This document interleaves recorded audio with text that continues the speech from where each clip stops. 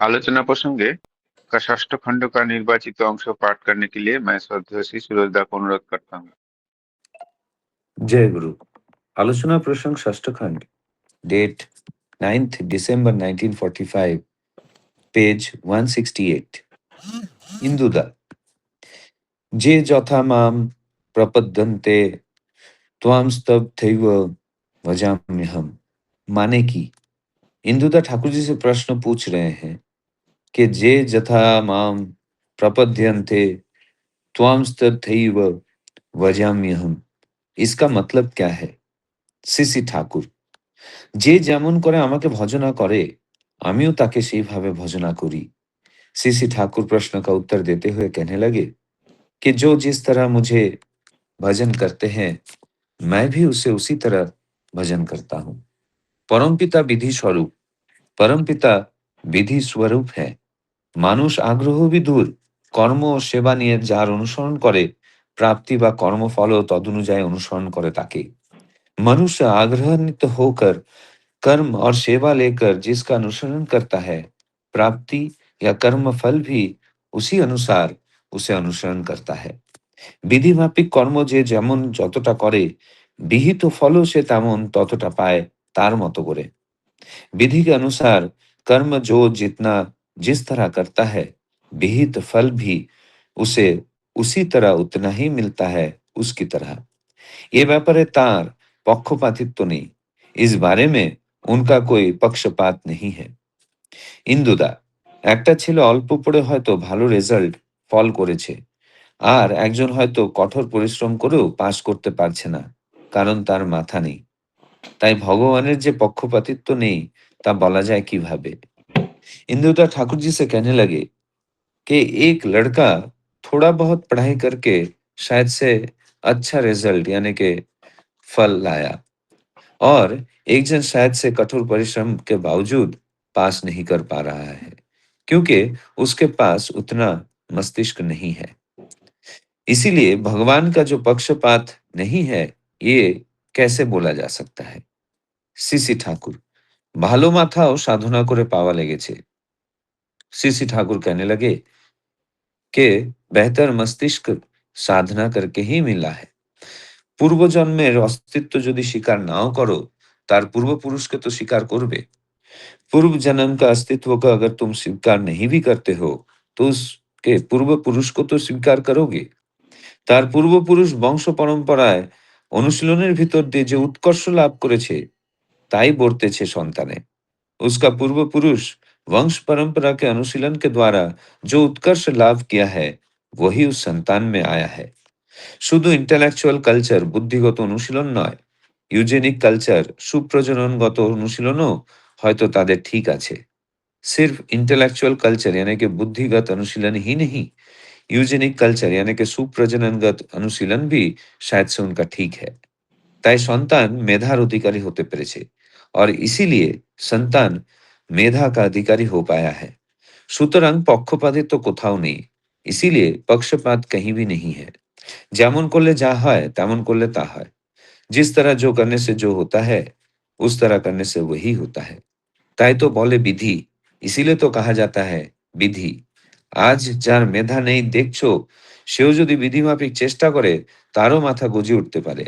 आज जिसके पास वो मेधा नहीं है तुम देख रहे हो, वो भी शायद से विधि माफिक कोशिश करने पर उसका भी मेधा जग उठ सकता है। इंदुदा, ऊर्ध्वमूलम अधोशाखम, ব্যাপারটা কি? इंदुदा फिर से एक प्रश्न पूछे। वे पूछे, ऊर्ध्वमूलम अधशाखम, ये बात क्या है? সিসি ঠাকুর, মানুষেরও তো তাই।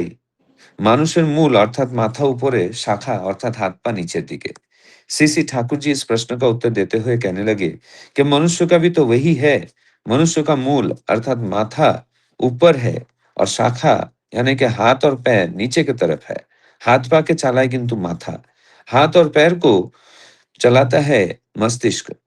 ব্রেন মস্তিষ্ক যেমন ইম্পালস প্রেরণা দেয়, মানুষ তেমনি চলে, বলে, করে। ब्रेन यानी कि मस्तिष्क जिस तरह इम्पल्स यानी कि प्रेरणा देती है, मनुष्य भी उसी तरह चलता है, बोलता है और करता है। তাই মাথায় ভালো করে ইষ্টকে সেট বিন্যস্ত করা লাগে যাতে মাথা কখনো অনিষ্ট ইম্पल्स प्रेरणा ना दे। इसीलिए मस्तिष्क को अच्छी तरह से इष्ट के सेट यानी कि विन्यस्त करना चाहिए ताकि मस्तिष्क कभी भी अनिष्ट का इम्पल्स यानी कि प्रेरणा ना दे। नाम ध्यान করা লাগে এই জন্য যাতে মস্তিষ্কের ডিপার লেয়ারে গভীরতর স্তরে ইষ্টের ছাপ ভালো করে পড়ে। नाम ध्यान इसीलिए किया जाता है ताकि मस्तिष्क के डीपर लेयर में यानी कि गभीरतर स्तर में इष्ट का छाप अच्छी तरह से पड़ जाए। সব রিজনে প্রদেশে ইষ্টের ছাপ না পড়লে সাবকনসিয়াস রিজন অবচেতন প্রদেশে যে কোন সময় কোন ঠেলা দেবে তার কিন্তু কোনো ঠিক ঠিকানা নেই। हर एक रीजन यानी कि प्रदेश में इष्ट का छाप न पड़ने पर सबकॉन्शियस रीजन यानी कि अवचेतन प्रदेश में कब क्या किस तरह तुम्हें धक्का देगा उसका कोई ठीक ठिकाना नहीं है। नाम ध्याনের সঙ্গে সঙ্গে চাই তীব্র কাজ। নাম ধ্যানকে সাথ সাথ চাইয়ে তীব্র গতি में कार्य।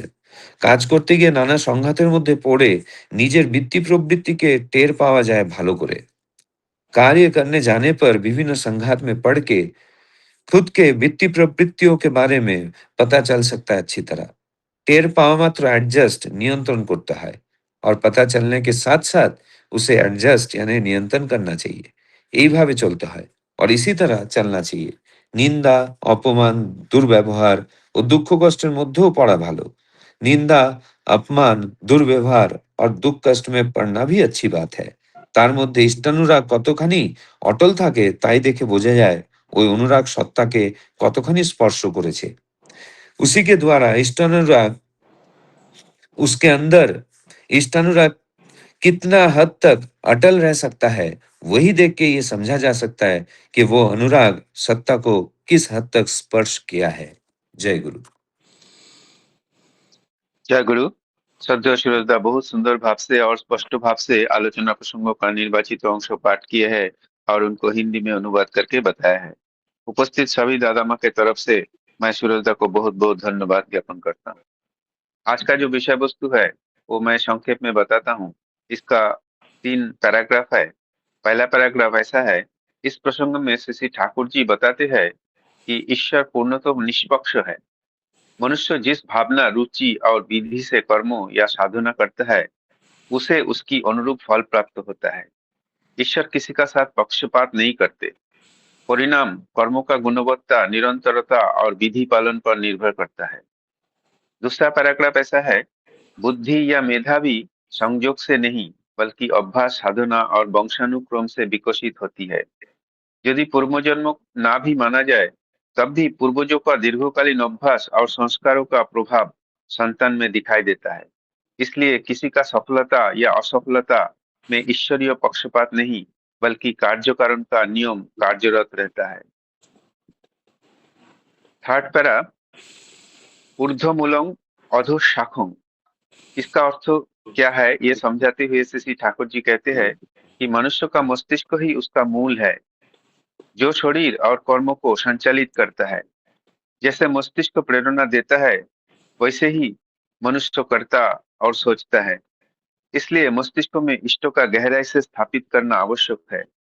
नामध्यान से इष्ट की छाप मस्तिष्क के गहरे और अवचेतन स्तर तक पहुंचती है, जिससे अनियंत्रित प्रवृत्तियां संयमित होती है। इसके साथ सक्रिय कर्म भी आवश्यक है, क्योंकि कर्मों के संघर्ष में ही अपनी प्रवृत्तियों का पहचान और उनका सफाया करना संभव है।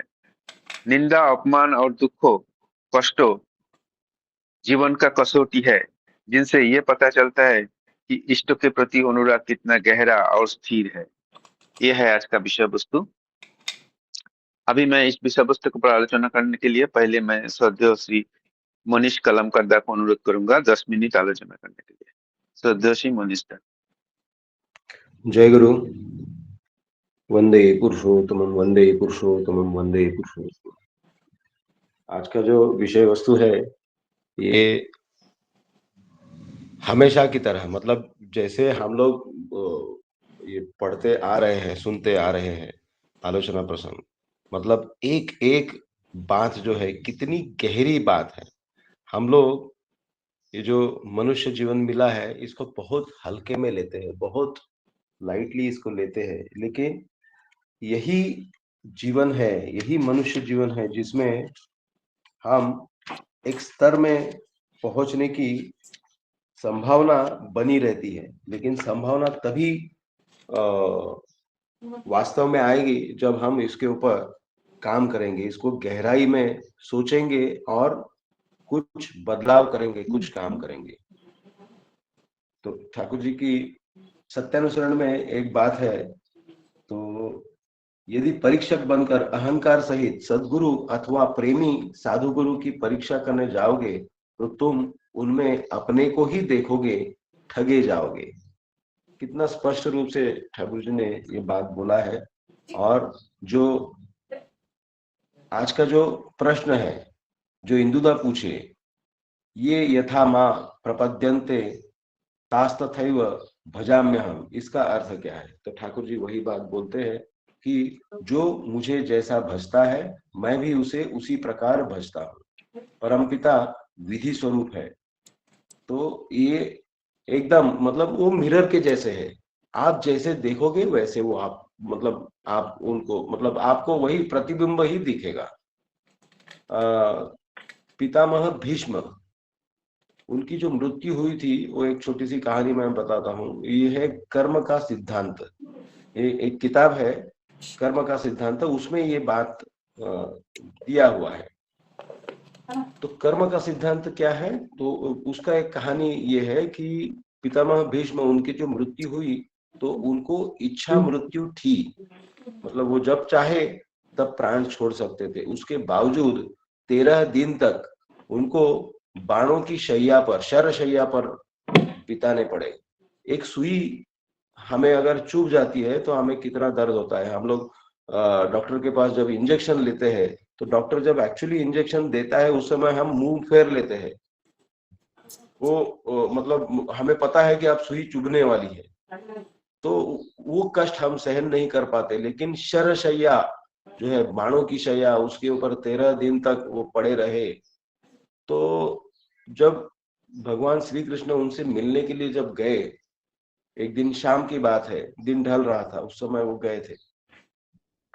तो पितामह भीष्म उनसे पूछे कि हे राघव, मैं समझ नहीं पा रहा हूँ, मुझे दिव्य दृष्टि है, मुझे आशीर्वाद है कि मैं 100 जन्मों तक देख सकता हूँ, मेरे पिछले 100 जन्म ऐसा मैं देख सकता हूँ, और मैं देख पा रहा हूँ कि मैंने ऐसा कोई कार्य नहीं किया जिसका फल मुझे ये भुगतना पड़ रहा है। तो भगवान श्री कृष्ण बोले, मैं आपको आशीर्वाद देता हूँ, एक और जन्म मतलब 101 जन्म पीछे जाकर के आप देखिए, ठीक है। तो उन्होंने क्या देखा कि वो उस जन्म में 101 जन्म पहले भी वो राजा थे और युद्ध भूमि पर जा रहे थे अपने रथ में, और जल्दीबाजी में थे। देखा रास्ते में एक सांप पड़ा हुआ है, अभी वो उसके ऊपर, अगर सांप के ऊपर से जाएंगे, अगर कुचल देंगे तो सांप मर जाएगा, वो ना हो उसके लिए उन्होंने क्या किया, रथ को रोका और एक बाण निकाल करके वो सांप के शरीर के नीचे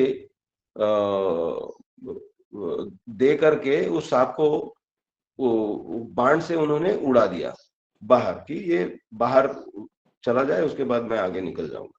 वो सांप जा करके एक पेड़ होता है, सावरी का पेड़ हम लोग बोलते हैं, जो उसमें पूरा मतलब एकदम नीचे का पोर्शन है, वहां से लेकर के एकदम शाखा है, सभी जगह में कांटे होते हैं। वो कांटों पर, वो कांटे के पेड़ पर जाकर के वो सांप जो है फंस गया है, और वहां वो 13 दिन तक उस अवस्था में सांप वो पड़ा रहा, उसके बाद में उसकी मृत्यु हुई। तो 101 जन्म पहले का जो कर्म है उनको तब आके उनको वो भुगतना पड़ा। तो हमारा जो कर्म है वो तो हमको आकर के पकड़ेगा ही, वो उसमें से किसी को छुटकारा नहीं है। तो इसीलिए लेवल ग्राउंड जिसको बोलते हैं, भगवान ईश्वर के पास मतलब जो विधि है, जो सिस्टम है, उसके पास में कोई सेकंड ऑप्शन नहीं है। वो मतलब जो हमने कर्म किया है वो उसका फल जो है हमें भुगतना ही पड़ता है, चाहे अच्छा हो चाहे बुरा हो। उसका एक और उदाहरण है, जैसे एक चारागाह है, एक बहुत बड़ा मैदान है जिसमें बहुत सारी गाय चर रही है, मतलब घास खा रही है, और किसी एक गाय का बछड़ा है, अगर बाहर से वो उस बाड़े में चला जाता है, उस मैदान में चला जाता है, तो अपनी माँ को ढूंढ ही लेगा। वैसे ही हमारे जो भी कर्म है वो तो हमारे पास आएंगे और हमें पकड़ लेंगे। तो ये बात तो एकदम ठाकुर जी ने जो यहाँ पर बोला है कि विधि के अनुसार जो जितना और जैसे कर्म करता है उसे वैसा ही और उतना ही फल मिलता है। तो ये जो कर्म का सिद्धांत है वो भी ऐसा ही है कि आप जो कर्म करेंगे उसी तरह का फल मिलेगा। पहले कर्म करना पड़ेगा, बाद में फल मिलेगा, और जिस अनुपात में आपने कर्म किया है उसी अनुपात में आपको फल मिलेगा। उसके अनुपात में मतलब क्या, उसके कई गुना फल मिलेगा। जैसे हमने एक बीज बोया तो उसका जो भी फल आता है वो कई गुना आता है। हम उसका एग्जांपल ये बोल सकते हैं कि चावल का एक दाना हमने बोया तो उसका एक जो पौधा बना उसमें से कितने दाने, मतलब कुछ नहीं तो 1000 दाने मिल जाएंगे।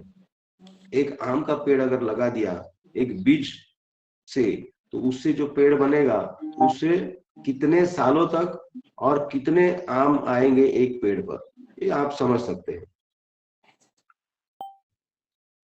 तो उसके बाद में फिर तो इसमें इसीलिए ठाकुर बोलते हैं कि इस विषय में कोई पक्षपातिता नहीं है।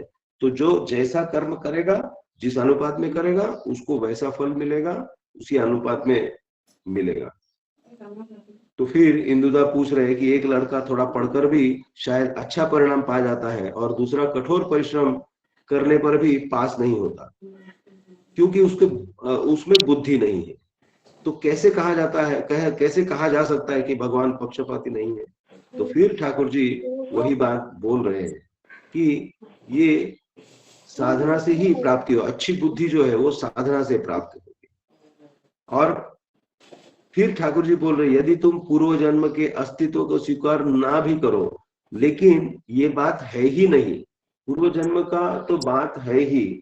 मैं जिस तरह का कर्म किया हूं, और इसीलिए मैं कई बार ये बात बोलता हूं कि मैं क्या लेकर के आया हूं और क्या लेकर के जाऊंगा, ये जो बात बहुत लोग बोलते हैं, लेकिन मैं समझता हूं कि मैं दो चीज लेकर के आया हूं और मैं दो चीज लेकर के साथ में जाऊंगा भी।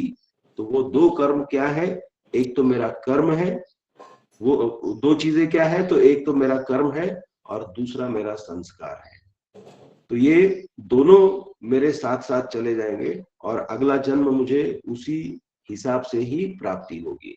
तो इसीलिए कोई बच्चा प्लेटफॉर्म पर पैदा होता है, कोई फुटपाथ पर पैदा होता है, और कोई महलों में पैदा होता है, तो हम बोल सकते हैं कि लेवल ग्राउंड कहाँ है, लेकिन लेवल ग्राउंड है ये जो कर्म का ही फल है, जो कोई प्लेटफॉर्म पर पैदा होता है और कोई महलों में पैदा होता है। तो इसीलिए ठाकुर जी बोल रहे हैं इस बात को कि ये अगर पूर्व जन्म को नहीं भी मानते हो, ये क्यों बोले हैं, क्योंकि किसी किसी समाज में, किसी धर्म में इस बात को नहीं माना जाता, पूर्व जन्म को नहीं मानते, लेकिन यूजेनिक्स को तो मानना ही पड़ेगा। जैसे इसीलिए बोलते हैं ना, लाइक फादर लाइक सन, ये जो कहावत है इसीलिए तो है। एक बेटा जो है अपने पिता के जैसा, माता के जैसा होता है, उनकी बहुत सारी आदतें, और माता पिता क्यों, दादा और परदादा की जो आदतें हैं उनमें जो है देखा जा सकता है। तो ये तो हमको मानना ही पड़ेगा। तो ठाकुर जी इसीलिए बोल रहे हैं कि अपने पूर्व जन्म को तो, अपने पूर्वजों को तो स्वीकार करोगे, उनके पूर्वजों के वंशानुक्रम में अभ्यास और अनुशीलन के द्वारा जो उत्कर्ष प्राप्त किया वही संतान में प्रकट हुआ।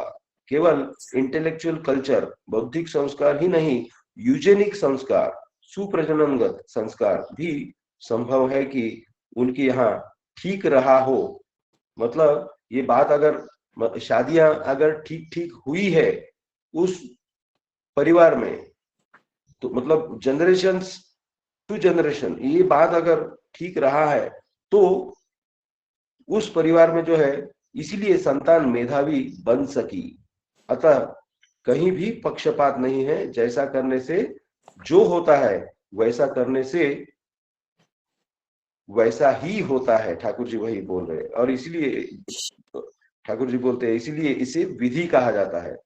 आज जिसे तुम मेधाहीन, ये भी एक बात है ठाकुर जी जो बोल रहे हैं, आज जिसे मेधाहीन देख रहे हो वह भी यदि विधि के अनुसार प्रयत्न करे तो उसमें भी बुद्धि विकसित हो जाती है। अभी ये जो थर्ड पैरा है उसमें मैं नहीं जाऊंगा समय की कमी से, लेकिन ये जो एक बात है इसकी एक कहानी मैं बताऊंगा। एक छोटा बच्चा था, स्कूल में गणित में कुछ नहीं कर पाया, 0 अंक पाया। घर में आया तो घर में सभी ने खूब बातें सुनाई, खड़ी खोटी सुनाई। और फिर उसके बाकी जो आस पड़ोस थे उन्होंने भी बहुत कुछ उसको सुना दिया। बहुत मायूस होकर के ठाकुर जी के सामने आकर के बैठा है। तो ठाकुर जी ने पूछा, ए क्या हुआ रे, तू इतना दुखी क्यों है? तो बताया कि गणित में मुझे 0 अंक मिला। तो ठाकुर जी ने फिर उसको प्रेरणा दी कि तुम पढ़ाई करो, तुम गणित में आगे बढ़ो। तो विधि के अनुसार ठाकुर जी जैसा जैसा बोले, जैसा जैसा प्रेरणा देते गए, वैसा वैसा वो पढ़ाई करते गया और आगे चल करके गणित के प्रोफेसर बने। तो ये इसीलिए ठाकुर जी यहाँ जो बात बोले हैं कि इसीलिए ठाकुर जी वही बोल रहे कि संभव है कि इसीलिए संतान मेधावी बन सकती है, अतः कहीं भी पक्षपात नहीं है। ठाकुर जी ये बोल रहे, तुम आज जिसे तुम मेधाहीन देख रहे हो वह भी यदि विधि के अनुसार प्रयत्न करे तो उसमें भी बुद्धि विकसित हो सकती है। यही बोल करके मैं मेरी बातों को शेष करता हूँ। जय गुरु। जय गुरु। बहुत सुंदर आलोचना रखे है सदैव श्री मनीष दा। पहले दादा बताए कर्मों का सिद्धांत तो क्या है, और एक सुंदर पितामह भीष्म का कहानी बताए है, बहुत सुंदर लगा। और दूसरे दादा ने बताया कि कर्मों और संस्कार ये दोनों चीज हम साथ में ले जाएंगे, और कुछ भी हम इस दुनिया से नहीं ले जा सकते हैं, खाली ये दो चीज हम ले जा सकते हैं। बहुत सुंदर आलोचना सदैव श्री मनीष दादा। अभी मैं श्री दिनेश भाई को अनुरोध करूंगा 10 मिनट आलोचना करने के लिए। श्री दिनेश भाई। जय गुरु, जय गुरु, सभी दादा माँ को जय गुरु। जय गुरु। तो दादा ने तो पूरा फर्स्ट पैराग्राफ मतलब जितना भी पूरा एक्सप्लेन किया मतलब पूरा अच्छे से एक्सप्लेन कर दिया है। तो अभी सेकंड पैराग्राफ में स्टार्ट करता हूँ कि मतलब मैं भी सेकंड पैराग्राफ एक्सप्लेन करना चालू करता हूँ कि इंदुदा पूछते हैं कि इसका मतलब बताइए कि ऊर्ध्वमूलं अधः शाखं मतलब शाखं, ऊर्ध्वमूलं अधः शाखं। तो फिर शिशु ठाकुर बोलते हैं कि मनुष्य का भी तो यही स्वरूप है, मनुष्य का मूल अर्थात सिर ऊपर है और शाखाएं नीचे हैं। तो मतलब ठाकुर जी यहाँ पे ऐसा बोलना चाह रहे हैं कि मतलब जो भी सिग्नल्स हमें हमारे बॉडी बॉडी को मिल रहे हैं, मतलब हमारे शाखा को जो भी मिल रहे हैं, वो ब्रेन मतलब हाथ पैर को चलाता है सिर, और मस्तिष्क जैसा इम्पल्स प्रेरणा देता है मनुष्य वैसा ही चलता है, बोलता और करता है। इसीलिए सिर में इष्ट को अच्छी तरह। हाँ, तो फिर ठाकुर जी यहाँ पर यही बोल रहे हैं कि दादा कि हमें मतलब हमारे मस्तिष्क में इष्ट को इस तरह मतलब सेट करना होगा जिससे कि हमें कोई भी गलत वो इम्पल्स ना दे, हमारे बॉडी को कोई भी गलत इम्पल्स ट्रांसफर ना करे। गलत इम्पल्स इन द सेंस कैसा कि कोई भी गलत काम करने का हमें हमें मतलब मन ना करे, जो भी मतलब हमारा काम हो वो इष्ट मुखर ही होके चले। अभी जैसे कि हम देख सकते हैं कि मतलब बहुत सारे मतलब लोगों के अंदर ऐसा एक मतलब सबकॉन्शियस मतलब इसमें भी लिखा है, आगे लिखा गया है कि सबकॉन्शियस ब्रेन ना कभी कभी ऐसे काम करा देता है जिससे कि वो एक क्राइम कर बैठते हैं। लेकिन पर अगर हम इष्ट को अगर हम अगर हमारे माथे के अंदर हमेशा मतलब लेके चले, तभी जाके हम वो काम मतलब हमसे नहीं होगा, वो गलत चीजें हमारे माइंड में आएंगी ही नहीं तो हम वो करेंगे ही नहीं। तो ऐसा हो सकता है अगर हम इष्ट को अगर हमारे माथे में लेके चले। इष्ट को माथे में लेके चलने का मतलब क्या है कि हम इष्ट मतलब ठाकुर जी ने जैसा बोला है, विधि जैसा दिया है कि मतलब नाम ध्यान करना है, इष्ट स्मृति करना है, लोगों से प्यार से बात करना है, और लोगों से सीखने की, जितना हम सीखने की चेष्टा करें, तभी जाके हम मतलब वो सब चीजें एक्सेप्ट कर पाएंगे कि मतलब ऐसा ऐसा है नियम, नियम ऐसा ऐसा हम पालन कर सकते हैं। तो यही यहाँ पर ठाकुर जी ने बोला है कि हमें माथे में इष्ट को लेके चलना है। अ, इसी कारण नाम ध्यान आवश्यक है। तो अगर हम जितना नाम ध्यान करेंगे, हम उतना ही ठाकुर जी का हमारे अंदर मतलब ला पाएंगे। हम ठाकुर जी के गुणों को उतना ही हम हमारे अंदर प्रस्फुटित कर पाएंगे, जिससे कि हमारा भी अच्छा हो और पारिपार्श्विक का भी उससे मंगल हो जाएगा। फिर अ, इसी कारण नाम देना, ताकि मस्तिष्क की डीपर लेयर, गहन परत में इष्ट की छाप अच्छी तरह अंकित हो जाए। यदि मस्तिष्क के सभी रीजन प्रदेशों में इष्ट की छाप ना पड़े तो हाँ, तो ये दादा ठाकुर जी ने फिर यहाँ पर यही मतलब बोला है कि अगर हम हमारे मतलब मस्तिष्क में डीपर, मस्तिष्क के एकदम कोर में अगर हमारे ठाकुर जी का अगर वो सब नहीं रहे, मतलब कैसे मान के चलना है, क्या करना है, अगर वो सब बातें नहीं रहे कि हम मतलब कैसे करना है, तो फिर हमारा सबकॉन्शियस माइंड हमें ऐसे भी कभी कभी सिग्नल दे देगा कि हम अपने लाइन से भटक जाएंगे और गलत काम कर बैठेंगे, ऐसा हो सकता है। ठाकुर जी ने यहाँ पर यही बोला है। फिर मतलब नाम ध्यान का मतलब ठाकुर जी ने ऐसा मतलब उसको महत्व दिया है। फिर नाम ध्यान के साथ साथ तीव्र कर्म भी चाहिए। तो अगर मुझे अभी कोई नाम ध्यान के बारे में पूछेगा, तो मैं तो अभी तक खाली वही सत्यनारायण शरण का बोल रहा था कि नाम मनुष्य को तीक्ष्ण बनाता है और ध्यान मनुष्य को घृणक्षम बनाता है। मतलब हम कैसे चीजों को मतलब कैच करते हैं, मतलब इन्वायरमेंट से कैसे चीजें लेते हैं, और नाम मतलब तीक्ष्ण बनाता है, मतलब शार्प बनाता है हमें, और ध्यान मतलब ग्रहणक्षम बनाता है। तो मैं तो यही एग्जांपल लेके चल रहा था, मतलब बोल रहा था, अगर मुझे मुझे कोई पूछे तो ऐसे। लेकिन पर अभी यहाँ पर और एक मतलब मुझे मिला कि हम जितना भी डीपर लेयर में मतलब नाम ध्यान करेंगे, जितना भी कोर में इष्ट को बिठाएंगे, तो उतना ही हमारे मतलब अंदर अच्छी चीजें, सद्गुण आएंगे, और वही हम इन्वायरमेंट में ट्रांसफर कर सकते हैं। फिर नाम ध्यान के साथ साथ तीव्र कर्म भी चाहिए। फिर कर्म करते हुए विभिन्न संघर्षों के बीच अपनी वृत्ति प्रवृत्ति को भली भांति पहचाना जा सकता है। पहचान होते ही उन्हें एडजस्ट, नियंत्रित करना चाहिए। तो ठाकुर जी ने यहाँ पर यही बोला है कि काम अगर नाम ध्यान करते करते हमें उसके साथ काम भी करना है। जैसे कि अगर हम खाली नाम ध्यान सुबह शाम कर रहे हैं, लेकिन पर ठाकुर जी ने जैसे काम बोला है, जैसे चीजें बोली है, वो सब काम नहीं कर रहे हैं। अगर अभी हम देखें तो हमें डीपीओएक्स में निकलना है, डीपीओएक्स ऑनलाइन अपडेट वगैरह करना है, जो भी लोगों तक पहुंचना है, बस ये एक हमें मेन मोटिव लेके चलना है। और ईश्वरी वगैरह वो सब करना है। अगर हम खाली नाम ध्यान ही करें, लेकिन पर काम नहीं करें, तो हम आगे नहीं बढ़ सकते। यहाँ पर ठाकुर जी ने यहाँ पर ये क्लियरली बता दिया है। तो उसी के साथ हमें हमारी वृत्ति प्रवृत्तियों को भी पहचानना है, काम काम करने के साथ साथ। जैसे कि अगर मैं अभी मतलब ठाकुर जी के मतलब अभी मुझे सत्संग में जाना है, मतलब समझिए मुझे संडे के सत्संग में जाना है, लेकिन पर वही समय पर अगर मेरा एक दोस्त मुझे बुला देता है कि चल आजा हम लोग यहाँ पर बाहर जाते हैं, कुछ मतलब खेलने जाते हैं, नहीं तो कुछ भी XYZ कुछ काम करने जाते हैं, लेकिन पर मैं सत्संग छोड़ के मैं वहां पर चले जा रहा हूँ, तो वो भी एक ऐसे ही कंडीशन हो गया कि मैं वहां पर वृत्ति प्रवृत्ति में फंस जा रहा हूँ। अगर मैं अगर वहां पर इष्ट को मतलब कोर में रखूं, तो मैं वहां पर जा सकता हूँ, मतलब मैं सत्संग में जाऊंगा और ठाकुर जी के काम करूंगा।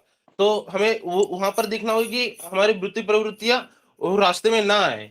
तो मतलब वृत्ति प्रवृत्ति को पहचान के उन्हें सप्रेस नहीं करना है, उन्हें एडजस्ट करना है। ठाकुर जी ने यहाँ पर ये एक मतलब बोला है कि ठाकुर जी कभी बोलते हैं कि वृत्ति प्रवृत्ति को हम जितना भी मतलब सप्रेस मतलब दबाने की चेष्टा करेंगे, वो उतना ही मतलब अंदर से उठ के आएगा। इसलिए हमें कभी भी उन्हें एडजस्ट करके, मतलब हमारे कर्म के साथ उन्हें एडजस्ट करके चलना है, क्योंकि अगर वो सब भी नहीं रहे तो मनुष्य मतलब एक परफेक्ट ह्यूमन नहीं बन सकता, ऐसा है।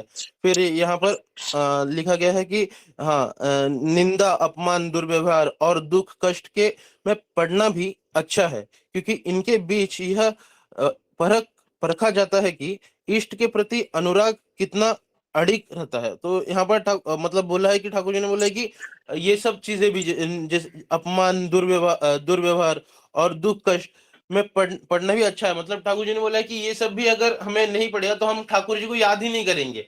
मतलब ये बात ऐसी हो गई कि अभी मतलब जैसे कि मुझे अभी मैक्सिमम लोग अगर एक ऐसा वाला एक वाणी है ना कि अ, ब दुःख में अभीशान मन ही ब्रह्म जिज्ञासा करता है। तो वो वाला कंडीशन हो गया कि मतलब अगर जो मनुष्य दुःख में रहेगा वो उसको अंदर ज़्यादा मतलब वो ज़्यादा ब्रह्म को मतलब ठाकुर जी को पाने के लिए कोशिश करता है भाई। मतलब किसके जीवन में बहुत सारे प्रॉब्लम्स हैं, तो वो सोचता है कि मैं ये सबसे कैसे निकलूँ, और वो ठाकुर जी को पाने की कोशिश करे। और एक साइड पे अगर एक मनुष्य का जीवन कुछ भी मतलब सब फुलफिल है, सब पैसे-वैसे है, किसका भी टेंशन नहीं है, कोई प्रॉब्लम्स नहीं है, तो वो कभी भी ट्राई नहीं करेगा कि मैं भगवान के पास कैसे मतलब रीच आउट करूँ, कि कैसे मतलब जानने के लिए कोशिश नहीं करेगा। और जिसके पास दुःख रहेगा वही मतलब जिज्ञासा करेगा कि मैं कैसे ठाकुर जी को जानूँ, पहचानूँ, ये सब चीज़ें करूँ। फिर ठाकुर जी ने बोला कि ये सब चीज़ें अगर नहीं रहेगी तो आप भी मतलब वो वैसे नहीं, मतलब वो सब भी जीवन में रहना ज़रूरी है। उसी उसी उसी से समझ में आता है कि वह अनुराग आसक्ति को कितनी गहराई तक स्पर्श कर पाया है। तो ठाकुर जी ने वही पर यहाँ पर बोला है। बस दादा, मुझे तो आज के प्रसंग में इतना ही समझा है। जय गुरु दादा। जय गुरु। बहुत सुंदर आलोचना की है श्रद्धेय दिनेश भाई। बहुत जो थर्ड पैरा है उनको विस्तारित रूप से उन्होंने आलोचना किया है कि इष्ट को मस्तिष्क का अंदर बैठाएंगे तभी वो सबकॉन्शियस माइंड में जाके भी काम करेगा। ये बहुत इंपॉर्टेंट बात है इधर। एक बहुत सुंदर आलोचना रखे हैं श्रद्धेय श्री दिनेश भाई। अभी मैं शशिकांत दादा को अनुरोध करूंगा। ठाकुर जी एक बात बोले हैं, निंदा अपमान दुर्व्यवहार और दुख कष्टेर मध्य पड़ाओ भालो।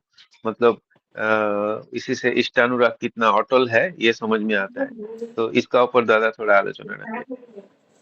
निंदा अपमान दुर्व्यवहार दुख कष्ट क्यों अच्छा है। जय गुरु दादा। जय गुरु। बहुत बड़ा टॉपिक है, मैं कल देखा नहीं था। जे उसको शायद 2 पीस में भी देना ठीक था, बट पेज वाइज में देखा और एक पेज में उसी सेम डे का ख़त्म हो रहा है, तो इसी हिसाब से दिया। बहुत सुंदर से मनीष दा आलोचना रखें। अभी दिनेश दा भी लास्ट पैराग्राफ आलोचना कर रहे थे। और आज का जो विषय वस्तु में सोमनाथ दा भी जो क्वेश्चन किए, जे दुख कष्ट जो है वो आने से अच्छा क्यों है। श्री श्री ठाकुर जी का जो पूछा जा रहा है, जे जथंग प्रपद्यते तथागम भजाम्यहम्, ये जो बातें हुए कुछ दिन पहले हम लोग आलोचना कर रहे थे कि ऑनलाइन प्लेटफॉर्म में क्या ईश्वर पार्शियलिटी करते हैं। तो ये आलोचना हो रहा था, क्योंकि किसी को धनी बनाए किसी को दरिद्र बनाए, तो ठाकुर जी एकदम मना कर रहे हैं। और ये कोई क्वेश्चन क्या है, जे ठाकुर जी को जे क्या सम परिमाण में ईश्वर सबको प्रेम करते हैं, ठाकुर जी बोलते हैं नो। बट ये चीज मुझे जन्म से अभी तक पता था, जो ईश्वर सबको समान रूप से प्रेम करते हैं, ये सबको पता था। जिसी को भी पूछो वो बोलेगा ऐसी, हाँ यस, बट नो। क्योंकि ठाकुर जी यहाँ गीता में भी इसी को ही एक्सप्लेन किए, और आज हम भी पढ़ रहे हैं, ठाकुर जी उसी का एक्सप्लेनेशन ऐसे दे रहे हैं। आप देखेंगे सत्यानुसरण में पढ़ेंगे, वो भी लिखा हुआ है।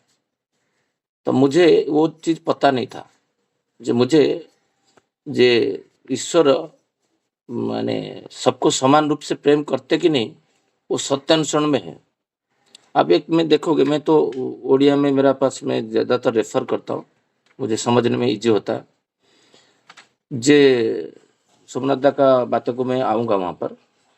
जो ये बातें जो ठाकुर जी बोलते हैं, सच्चालक जो होता है वो होता है पतला अहंयुक्त, और वो किसी का उनका क्षमता किसी के ऊपर न्यस्त नहीं करते हैं। मतलब किसी का फ्री विल के ऊपर वो हाथ नहीं लगाते हैं। जिसका जो इच्छा वो करेगा। वो प्रवृत्ति पथ में शैतान पथ में जाएगा तो वो शैतान बनेगा, और उसके अंदर वो ठाकुरत्व जागृत करना चाहेगा तो वो मंगल का अधिकारी होगा, वो उसको सब कुछ मिलेगा। बट वो जो उसका जो स्वाधीन इच्छा के ऊपर ईश्वर का कोई हाथ नहीं। श्री श्री ठाकुर जी बोल रहे हैं जे उसका जो भावानुयायी होता है, उसका जो ईश्वर उसका भावानुयायी उसको अनुसरण करते हैं। और जो ये सत्चालक का स्वभाव होता है, जो सत्चालक का कोई एक इंस्टिक्ट होता है, जे वो मनुष्य को कोई किसी को छोड़ नहीं पाते हैं, बट किसी का स्वाधीन इच्छा को भी वो ये नहीं करते हैं। जिसका जो भाव होता है, जो जिसे उनको भसता है, वो उसी हिसाब से उसको प्रेम करते हैं, उसको फॉलो करते हैं। ठाकुर जी बोले मैं उसको फॉलो करता हूँ, प्रेम करता हूँ उसी हिसाब से। तो ये बातें सत्य अनुसरण में है। यदि सत्चालक अवलंबन किए हो, बट उसमें क्या होगा, डरो मत, मरोगे नहीं, बट कष्ट के लिए राजी थको। ये जो कष्ट है, जो अभी हमारा दिनेश दा बोल रहे थे, आलोचना कर रहे थे, जो अभाव का परिश्रम मन ही धर्म जिज्ञासा करे कमान नतुबा करे ना। जो ठाकुर जी बोले हैं वो उसका जीवन में अभाव नहीं आएगा, तो वो कभी भी ब्रह्म जिज्ञासा करेगा नहीं, ये श्योर शॉट है। तो कल जी मैं कल प्रज्ञा को बोल रहा था एक बात, जे एक साल में कि 6 महीना में एक बार जितना भी बड़ा धनी हो उसका जीवन में अभाव आता है। तो मैं इस महीना का मेरा फाइनेंशियल क्राइसिस इतना नॉट गुड, बहुत जगह से नॉट गुड मतलब कोई प्रॉब्लम नहीं, मतलब बहुत जगह से देना पड़ रहा है, जिसके वजह से तो इम्बैलेंस है। तो उसके ऊपर उनको पता था, फिर भी मुझे कुछ कहीं पे कुछ काम था, कुछ अर्थ मांगे, मैं बोला मैं दूंगा, बट ये जो अभाव है मैं मेरा मुंह से निकल गया, ये ठाकुर जी के दया से अभाव आया है। कल ही सुबह का बात कर रहा हूँ। प्रज्ञा बोला जी कैसे, मतलब ये जो अभाव आता है मनुष्य उसी समय में क्या होता है, सुदृढ़ होता है उसके अंदर। नहीं तो जिसके पास सरप्लस होता है वो तो हाथ से पूरा खुलम खुला खर्चा करता है, बट जब उसके अंदर क्राइसिस आता है, दैट टाइम में उसका ब्रेन सेल डेवलप होता है, सजग होता है, जे मैं ये करूँ ये नहीं करूँ। बट पहले से ऐसा नहीं होता है, तो उसके अंदर क्या होता है, विवेक बोध जागृत होता है। जब भी अभाव होता है, ये विवेक बोध जागृत होना है ठाकुर। वो मन के हिसाब से चलता था, जे ये करूँ, और वो उसके अंदर वो चलता है, जे मैं ये करूँ या नहीं करूँ, इससे क्या खेती होगा, वो व्यक्ति को मैं दूं तो मुझे ठग नहीं देगा, तो वो सब कुछ एनालिसिस करता है जब अभाव आता है। और अभाव आने से ही वो ईश्वर के पास जाता है, नहीं तो नहीं जाता है, कभी भी नहीं जाएगा। एक व्यक्ति पूरा सचल रूप से चल रहा है, बट जैसे उसका बेटा एक किसी उनका ब्राह्मण है, वो जाके वैश्य के साथ शादी करता है, वो आके मेरे पास रोता है, शशि भाई ऐसा ऐसा हुआ है, तो क्या करूं।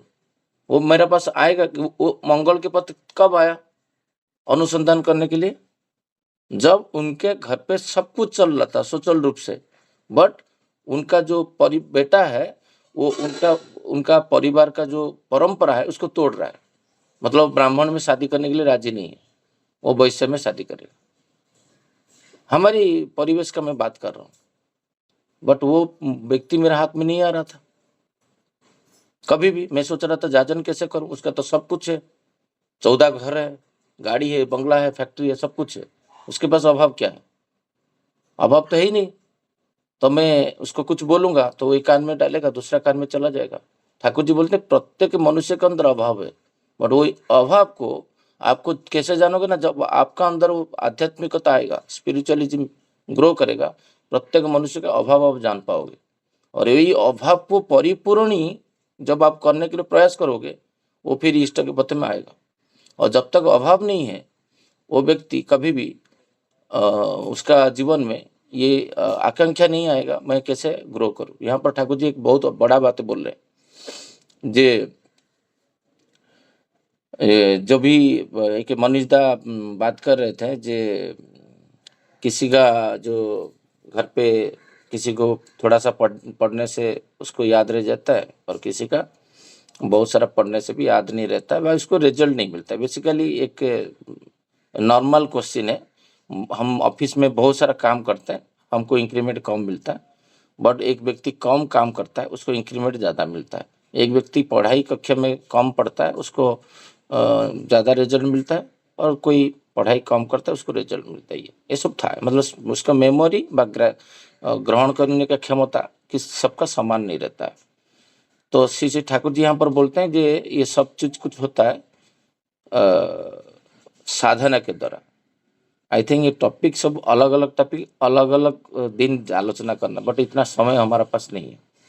श्री ठाकुर जी बोलते हैं बहुत बढ़िया बात है यहाँ पर बोले हैं, जे ये आता है दो चीज से, एक जो इंटेलेक्चुअल कल्चर और एक बोलते हैं यूजेनिक्स कल्चर। संतान मतलब समतान, पिता माता जो मिलन के टाइम में जो तान से भाव उत्पन्न से मिलन हुए हैं, समभावापन जो आत्मा है वो वहां पर आके अवतारित होता है। तो ये कहने का होता है जे उनका जितना भी संस्कार था, वो संस्कार का जो भाव जहाँ पर हाईएस्ट ये होता है, माने मिलन क्षेत्र में उसको अनुभव होता है जे ये मेरा प्रकृष्ट क्षेत्र है, वो चूज करता है। बट वो क्षेत्र में क्या होता है, कभी कभी ये बातें जो मैं टाइम एक्चुअली कम है, 2-3 मिनट है, बट ये बहुत इंपॉर्टेंट सब्जेक्ट है। बट ठाकुर जी इसको एक्सप्लेन किए हैं जे इसमें वो उसमें ठाकुर जी का हाथ कैसे है। सपोज एक किसी को कुछ खाने का प्रॉब्लम नहीं है, दारिद्रता नहीं है, बट फुटपाथ में रहते हैं, बट उनका भाव जो है बहुत उच्चतर है, किसी को ठगते नहीं है, जितना भिक्षा करते हैं उसका 20% कोई मांगा वो दे देते हैं, इष्टभूति करते हैं, सब कुछ कर रहे हैं, मंगलजनक काम कर रहे हैं, बट उनका आर्थिक अवस्था खराब है। बट मिलन क्षेत्र हुआ, और उसी समय में ठाकुर जी की बात में बोल रहा हूँ, वो क्षेत्र में वो एक व्यक्ति राजा का जो परिवार है वो उसका जन्म नहीं मिल रहा है, और ये भावापन उत्पन्न हुआ, वो गरीब घर में जन्म ले ली। तो ठाकुर जी को पूछा जा रहा है जी वो तो राजा था और समभावापन उत्पन्न हुआ, जन्म लिए, वो क्यों तो राजा का घर पे करना चाहिए ना। वही होता है स्वीकृति, जो स्वीकृति होता है जे बोलते हैं ना, हमारा पिता माता का स्वीकृति से हमको आज सतनाम मिला है। क्यों वर्ड यूज करते हैं स्वीकृति? ये यूज करते हैं जे अच्छा कर्म के लिए, जो जन्म लेने के लिए ईश्वर का हाथ भी चाहिए। तो वो कितना इष्टनिष्ठ था उसके ऊपर डिपेंड करता है वो कौन सा गर्भ में आएगा। भावापन संतान तो जन्म लिया, बट उसको फील्ड नहीं मिलेगा। वो हो सकता है 7 जन्म तक नॉनवेज को स्पर्श नहीं किया हुआ है, बट फिर नॉनवेज का खाने वाला घर पे कैसे जन्म लिया? उसका तो भाव खराब नहीं हुआ था, उसका तो भाव इंटैक्ट था। तो इंटैक्ट होने से भी वो तो जहां पर दोनों का मिलन सेम फील्ड में हुआ तो जन्म लिया। बट ठाकुर जी बोलता है उसको परिवेश जो मिलता है वो होता है दया, इसको बोलता है दैवी पुरुषकार। तो पुरुषकार जब जागता है कैसे ना, ठाकुर जी बोलते हैं इष्टभूति करने से, मोटर सेंसरी। दैवी के जागता है, सेंसरी नर्व जाता है, जो मनुष्य का पुरुष इष्टभूति, इष्ट को सब कुछ इंटैक्ट था, सब कुछ व्यवस्थित था, बट ईश्वर के प्रति वो न प्रकृष्ट नहीं रहेगा। ये जो ठाकुर जी एक बातें बोल रहे हैं ना, जे 55 हो चुका है, जे कोई सबकॉन्शियस माइंड में कुछ रह जाएगा, हो सकता है वो सोचते नहीं लिया, उसको कुछ दिन के बाद ठाकुर जी का दया से ऋतिक पंजा मिला, वो सब कुछ कर रहा है। वो ठाकुर जी बोलता है मेडिटेशन करके वो सबकॉन्शियस माइंड में जाओ, जे वो सपोज कुछ चोरी करने का प्रवृत्ति है वो कहीं नहीं जाग जाए, काम का प्रवृत्ति उसका भयंकर था, हो सकता है वो साधन भजन करने के उसको डोमिनेट कर चुका है, नियंत्रित कर चुका है, बट कहीं ना कहीं ब्रेन के अंदर वो छाप रह जाता है। वो छाप को दूर करने के लिए श्री ठाकुर जी बोलते हैं प्रबल रूप से मेडिटेशन करना चाहिए, प्रबल रूप से काम करना चाहिए। नहीं तो दोनों का काम करने से मतलब मोटर नर्व को आप एक्टिवेट कर रहे हो, और मेडिटेशन में सेंसरी नर्व एक्टिवेट होता है, ब्रेन, दोनों। ये दोनों जब संगति नहीं होगा तो फिर कहीं ना कहीं दुर्बलता के कारण वो भाव फिर आ जाएगा, तुम चोरी करने बैठोगे, नहीं तो फिर काम बसत में किसी के नारी के प्रति आकर्षित हो जाओगे। ये जो मैसेज ठाकुर जी देना चाहते हैं। तो इतना बोल के मेरा बात को यहाँ पर विराम देता हूँ। जय गुरु। जय गुरु सद्यो शशिदा आलोचना कर रहे थे। दो डिफरेंट टॉपिक था, तो आलोचना करने के लिए काफी समय चाहिए था। सही बोला दादा ने, अलग अलग होना चाहिए था। हमने बाद में रियलाइज किया कि ये डिफरेंट टॉपिक्स है, तो अलग अलग होना चाहिए था, नहीं तो बहुत लंबा चलेगा ये। तो एनी हाउ, आज हमारे साथ एक गणेश मल्लिकदा ज्वाइन किए हैं। जय गुरु दादा। गणेश मल्लिकदा, आपको स्वागत करता हूँ इस फोरम में। जय गुरु गणेश भाई ज्वाइन किए क्या आज? जय गुरु जय हाँ गुरु। हाँ, गणेश भाई दहीसर में रहते हैं और अच्छा, मैं पहली हाँ बार देखा। बहुत दिन पहले ही पालावा सत्संग में आके दीक्षा लिए थे। गणेश भाई जय गुरु। Okay okay. जय जय गुरु गुरु। भाई जय गुरु समझ सिंह। तो आज का आलोचना प्रसंग को यही समाप्त करते हैं, और सभी दादा माँ को जय गुरु।